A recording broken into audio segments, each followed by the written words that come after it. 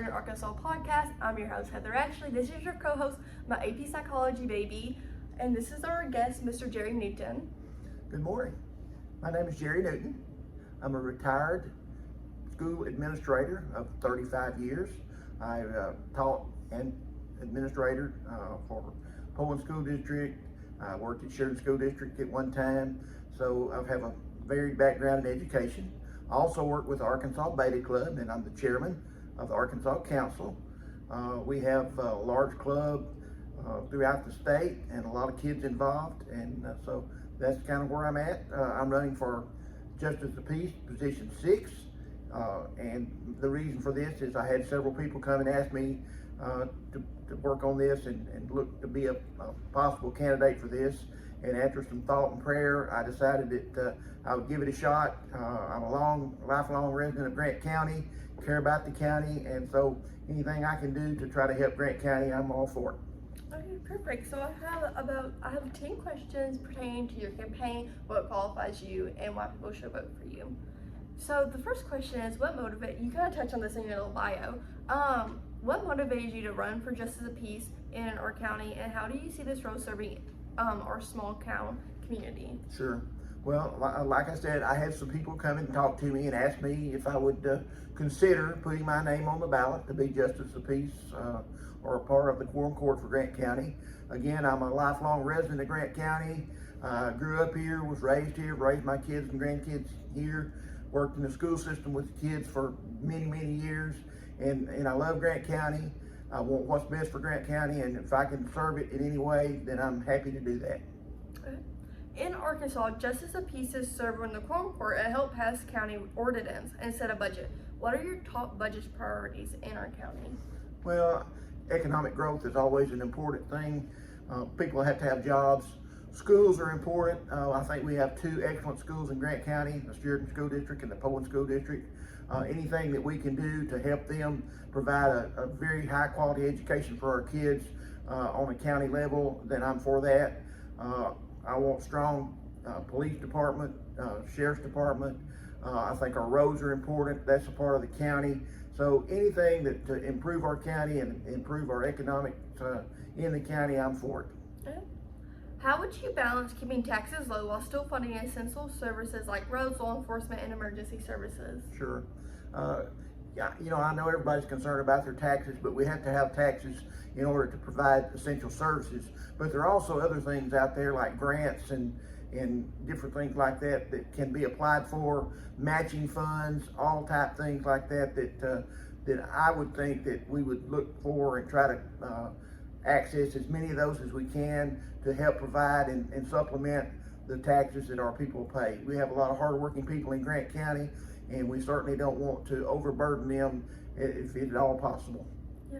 One thing that I know Sheridan and Grant County are both a part of is Metro Plan, which is essentially, it's Central Arkansas, and they work on transportation and like roads and all this stuff, and they give out grants. Sure. So that's something that I would love for Sheridan. I know Sheridan's a member of it, but would definitely love for Sheridan to look more into that. And I know they're replacing the LED lights in our street lights through Metro Plan, but with our water issue, I think that's something that like our Justice of the Peaces and our county judge and our mayor definitely need to look into is Metro Plan. Sure. Like I said, when I was in the school business, there was always grants that we were applying for to get different things for our school, and we were very successful in getting a lot of grants. And so I think that there are grants out there. You just have to be patient. You have to work hard. You have to look and find those things, and then get with the people that know how to write the grants so that you will be competitive in the grant process. So yes, I think grants and those kind of things are very important. Yes, sir. What are the most pressing issues facing our county right now, and how would you address them? I can think of one big one. Well, sure, there's a lot of different issues out there right now, but I think the data centers is something that's a hot topic right now. Solar panel fields, those are things that a lot of people are interested in right now, and I'm not sure how I would address them, but I think you try to be as educated as you can, get as much information as you can, and then at some point when decisions have to be made, you can make a good decision. It's just not a good policy, and I learned this a long time ago, to make snap decisions and snap judgments on things until you take your time, you hear all sides of the issue, you get as much information as you can get, and then you try to make the best decision you can make. You know, it's my understanding that as far as the data centers, that the county really doesn't have, or the officials really don't have a say in whether or not data centers can come in Grant County. The only thing that they can do is try to negotiate with those companies and try to get what's best for the citizens of Grant County. And if that's the case, if I'm elected and when I get in office, then again, I will try to get as much information as I can get. I will try to, educate myself and then make decisions, if I have to make decisions, on what I think is the best and right thing to do for all the citizens of Grant County. How do you plan to stay accessible and accountable to residents in our district? Sure. I give my phone number out to anybody that asks, my cell phone number. I think over my years as an administrator and a teacher in the school, if you talk to any of those folks that were involved with me when I was in school, they will tell you I don't dodge anybody. I try to talk to everybody. I probably won't agree, or they probably won't agree with everything I say or with everything I do, but I think everybody has an opinion. I think every opinion is valuable, and I think when we talk to people and discuss issues and that are important to us in the county, then we can let each other know what we feel like. And again, we may not always agree, but I think it's up for discussion, and we can always sit down and talk about issues and try to come up with what's best for everyone, because the most important thing is the welfare of our county and our citizens and our students and kids that are coming up, because all of us want the best possible county for our young people and for our kids, and that's what I'm all about, is our students and our kids. Describe a time when you had to work with others who disagreed with you, and how would you handle disagreements on the Quorum Court if elected? Sure. As a school administrator, and I keep going back to that because that's been a big part of my life, but you always had new things coming in from the state, new policies, new guidelines. You had to work with legislators, you had to work with people with the Arkansas Department of Education. Then on the local level, you had to work with teachers, you had to work with school board members, you had to work with parents, and all those people, again, have varied and different ideas sometimes about what's good and what's proper, also about how to implement different programs. And so, you have to come to a consensus of what's best, and sometimes you have to make a really hard decision, and again, everybody's not going to agree with it. But again, you have to feel good about what you do is best for the school, or best for the county, or best for your community, best for the people. And so, throughout my career, I've worked with a lot of different people and tried to come up with what's best, and I don't think anything different here. I'll continue to listen and try to educate myself, and then at the end of the day, make a good decision of what I feel like is best for everybody involved.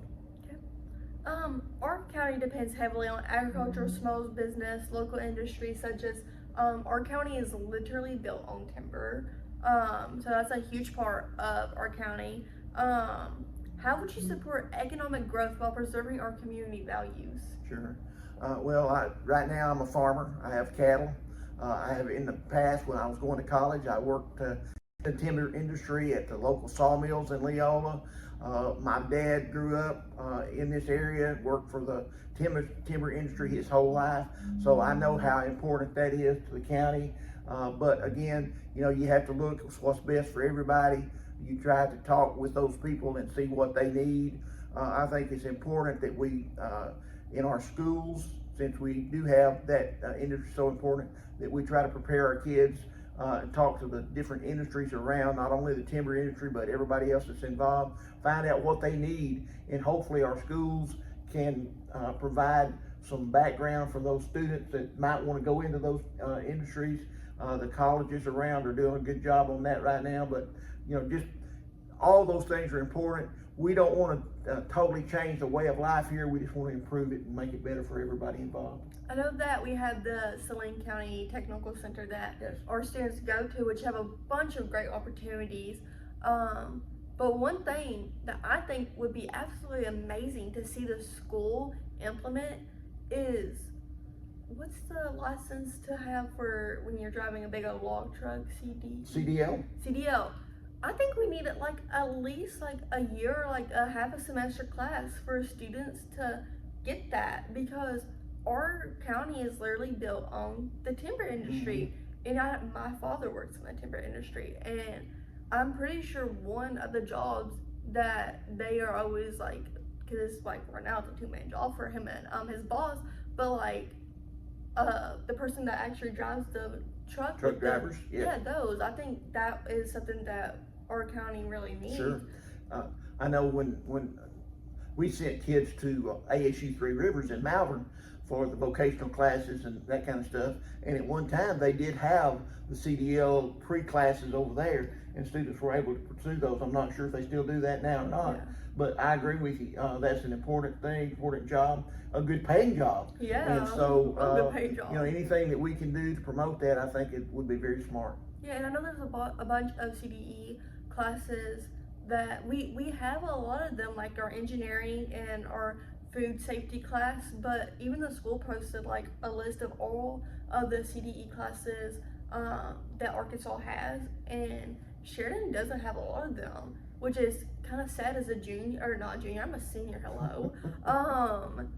When I was reading it, seeing what I eventually am gonna go into, which is criminal justice, being on the CDE list, and then Sheridan not having it, it was kind of disappointing to see that. So I think if the school can expand on that, especially if it's just online classes, I think that would be good to be implemented. Sure. You know, every opportunity we can put out there for our students is a good thing, because everybody's different. Everybody has different things that they want to do in the future. So anything we can expose them to is a good situation. How would you ensure transparency in county decisions and spending? Well, you know, everything needs to be done above board. All spending, all things like that are going to be audited at some point in time, and so, you know, as long as decisions are made in open public meetings, they're discussed, the press is allowed to be involved in those things and see those things, and I don't see that there's an issue there. But you know, everything just needs to be done above board, and everybody needs to know what's going on. Okay. And for our last question, why should voters in the district trust you to represent their interest on the Quorum Court? Sure. Again, I'm a lifelong resident of Grant County. Been involved in our county for my entire life. I've worked in the school system. I know a lot of people in my district. My district is the Leola community and the Poland community, and a small portion of the Prattsville community. Many of those citizens of those communities I've known over the years, with my involvement with their kids and with their grandkids in the school. You know, I think they know me. Hopefully they feel comfortable with me, and I hope that they know that I'm going to do my very best to do what's best for the citizens and for Grant County and for our local communities. Well, thank you so much for coming on to the podcast today. It's been very lovely meeting with you and being able to interview you and promote your campaign on the podcast. Well, thank you very much for having me. I'll do my best to serve the citizens of Grant County. Yeah, and that was the Sheridan Arkansas podcast. I'm your host, Heather Ashley. This was your co-host, my AP Psychology Baby Project, and this is our guest, Mr. Jerry Newton. Bye. Bye-bye.